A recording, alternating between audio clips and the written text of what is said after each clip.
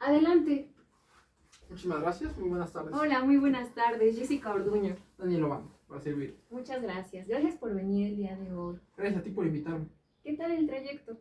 Pesado, normal, 1 hora de camino, taxi, pero todo bien, afortunadamente todo bien. Tomó taxi. Sí, ocupo tomar taxi. Lamentablemente, como te hablé de platicar en estos momentos, un docente no gana lo suficientemente bien como para poder comprarse un vehículo inmediatamente. Ok. ¿El clima qué tal? Nublado, gracias a Dios nublado. Digo, está lloviendo, lo cual hace que el clima se sienta fresco. Comparado con la mañana que era un calor insoportable, pues hoy ya se siente un poco más fresco en este momento. Todo muy bien. Sí, ha habido bastante calor, la Sí, verdad, bueno. estos días. Sí. Ok. Pues muchas gracias. Le agradezco que esté aquí el día de hoy con nosotros en esta entrevista, que haya accedido. Le comento rápidamente lo que sería el objetivo. Va a ser obtener información acerca de su experiencia profesional y personal como docente de nivel medio superior. ¿Ok? ¿Tiene alguna duda para iniciar la entrevista? Emocionado de poder responder. Ok, pues bueno, vamos a empezar con las primeras preguntas. La primera de estas es, ¿en qué universidad estudiaste tu licenciatura? Yo estudié en la Universidad Autónoma del Estado de México, en la Facultad de Ciencias Políticas y Sociales. Cursé la licenciatura en Ciencias Políticas y Administración Pública. Ok, ¿por qué eligió esta escuela? Honestamente, yo de niño sabía que quería estudiar Ciencias Políticas. No entendía la diferencia entre ser politólogo y ser político. A mí me interesaba ser político, no politólogo. Entonces, cuando yo escuché de que había una licenciatura de Ciencias Políticas, pensé que era el objetivo formar político. Me acerqué a ella. Mi sueño había sido estudiar en la Universidad Nacional Autónoma de México, la UNAM, pero la distancia que hay de mi domicilio, ubicado en Toluca, a la Ciudad de México, complicaba el traslado en tiempo y en dinero. Entonces, elegí la oportunidad de una universidad pública estatal como la UAM. Ok. Menciona la diferencia entre político, politólogo. ¿Podría ahondar al respecto? Claro, el político es el que se dedica a la actividad profesional de lleno, el que está en la vida pública y trata de ejercer cargos, participando a través de los partidos políticos como vehículos para llegar al poder o de manera directa. En cambio, el politólogo estudia la actividad política desde la ciencia, a través de datos, de estudios metodológicos, lo cual pues es una diferencia grande. Ok, ¿y cómo cree que ha influido esta formación en tu práctica docente? Bastante, bastante. Yo como docente estoy participando en ese momento dando clase en una escuela privada y mis alumnos, digamos, viven en una realidad diferente a la que enfrentamos muchos en la escuela pública. Y, por ejemplo, en ciencias políticas de la UAM aprendemos un modelo de crítica social.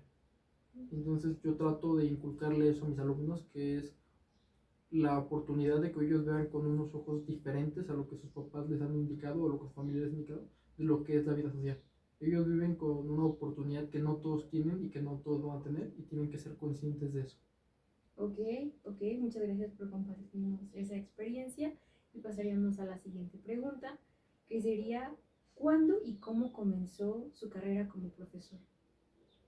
Como profesor, yo de pequeño o de joven me interesó la docencia como una actividad secundaria.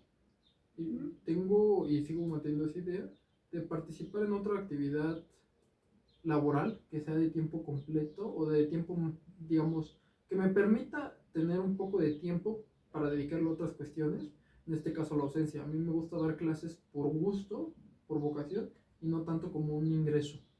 En ese sentido, yo cuando estaba en los últimos semestres de la licenciatura en la Facultad de Ciencias Políticas y Sociales, me acerqué con un profesor cuya clase había marcado mi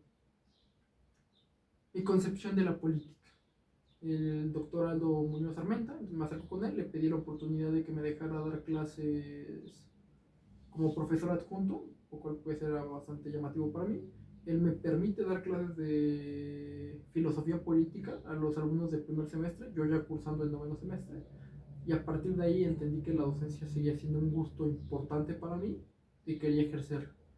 Actualmente, ya con esa experiencia que pude obtener gracias al doctor, me preparé para buscar la oportunidad de ser docente titular de alguna materia y encontré la oportunidad de dar clases en Unitec.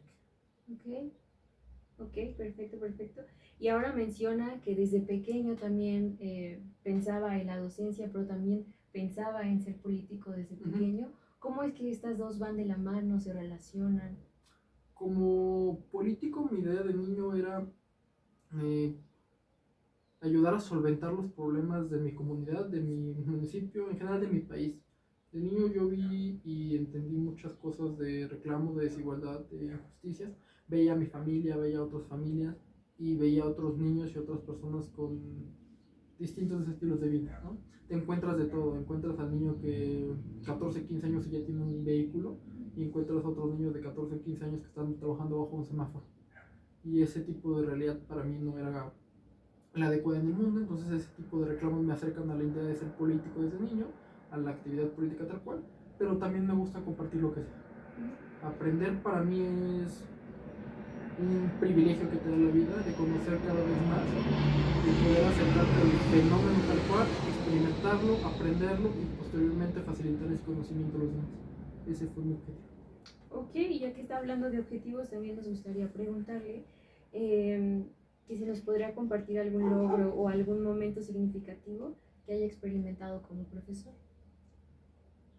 Entonces, voy dando mis primeros pasos como profesor, pero coincido con muchos profesores un poco mayores con los que he hablado que la mayor gratificación que tienes es cuando ves que tus alumnos aprenden lo que tú tratas de transmitirles. No los estás adoctrinando, les estás enseñando a pensar por sí mismos. Tú les compartes información y a partir de ahí ellos tienen que pensar más que repetir. Entonces, yo, por ejemplo, te puedo compartir que en estos últimos 15 días que he dado clase, he estado tratando algunos temas de desigualdad social con mis alumnos. Y entre esos temas sale, por ejemplo, temas de clasismo o de racismo. Y empezar a criticar por qué la sociedad mexicana es tan desigual. Y al principio, cuando salía el tema, escuchaba a mis alumnos decir cosas como el pobre es pobre porque quiere.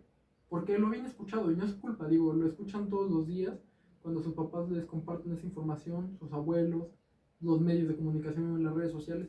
Esa burbuja en la que se llenan de esa información la repiten. Y tras la clase, las personas que habían dicho que el pobre era pobre porque quería, y después de explicarles con cifras, con argumentos, con datos, con vivencias, me sentí orgulloso de haberlos escuchado empezar a criticar a la sociedad a partir de lo que ellos habían aprendido y de poder llevar ese conocimiento y esa crítica a sus padres o a sus familias.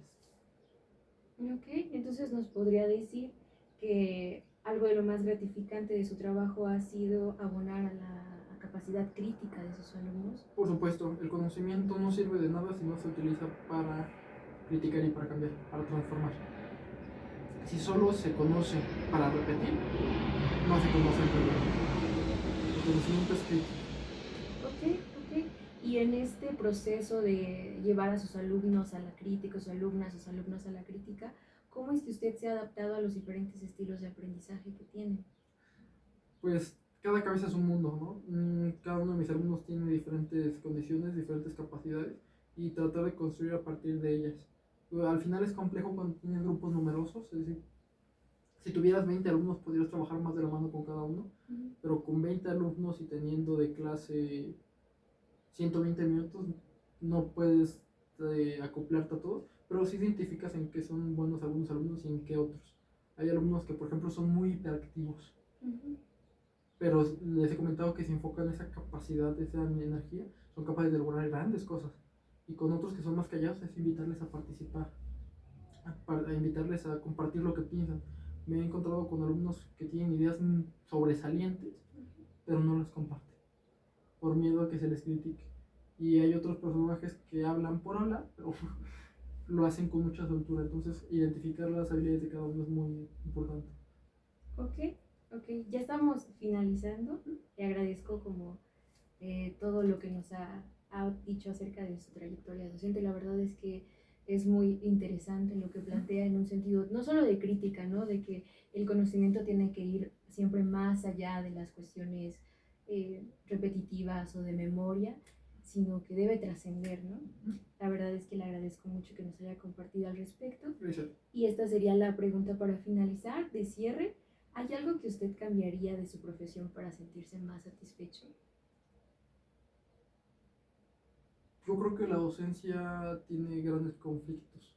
El primero de ellos, te lo compartí al inicio, los docentes reciben poca remuneración por su esfuerzo. Muchos de los docentes ganan por hora de clase, pero se ignora el esfuerzo que está detrás de esa hora de clase. Pues nos pagan por dar 15 horas de clase, pero para dar esas 15 horas de clase viene un esfuerzo atrás de preparar materiales, de calificar tareas, proyectos, y eso no se remunera. Ese es el esfuerzo que hacemos nosotros sin que se reconozca tal cual. Eso es una parte, y otras pues contar con los insumos necesarios para poder.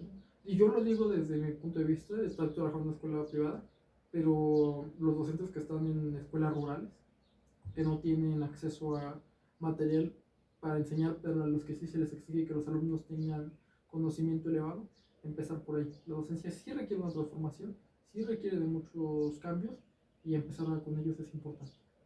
Okay. Pues bueno, le agradezco mucho su tiempo y su atención para responder las preguntas. Sería todo por esta vez. Muchísimas gracias a ti. Gracias. Con permiso. Hasta luego.